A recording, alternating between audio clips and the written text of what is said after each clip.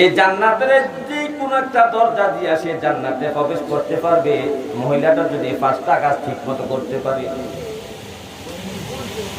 এক নাম্বার হলো 5 ওয়াক্ত নামাজ যদি প্রতিদিন আদায় করে।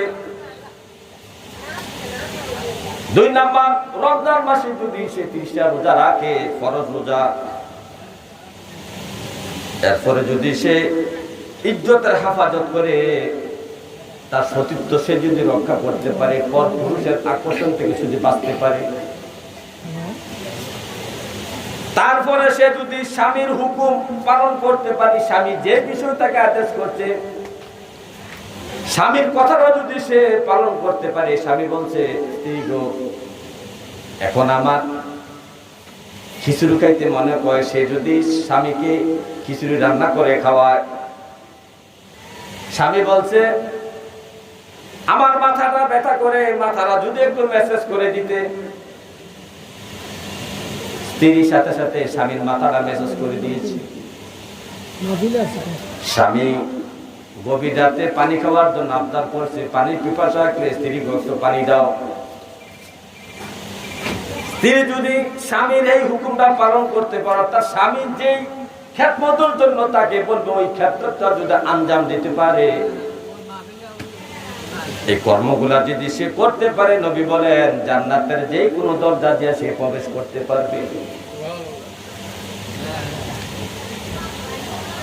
কিন্তু এই 5টা কর্মই আমাদের মহিলার মধ্যে অভাব। একটা সময় ছিল মহিলারা সবচেয়ে বেশি নামাজ পড়তো,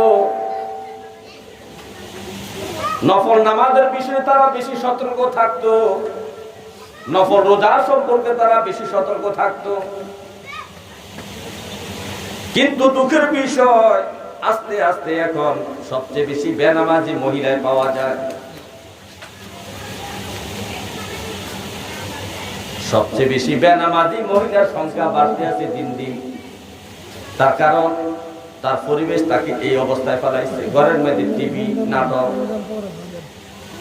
সংসারের প্রতি তার আকর্ষণ, বিভিন্ন কারণে সে নামাজ পরিত্যাগ করতেছে। স্বামী যদিও নামাজ পড়ে কিন্তু স্ত্রী নামাজ পড়ে না। স্বামী স্ত্রীকে নামাজ পড়ার জন্য বলতে পারে না, ঝগড়া হয়। হে আমার ভাইও, রমজানের রোজার বিষয়ে অনেক গাফলতি শুরু হয়ে গেছে মহিলাদের মধ্যে।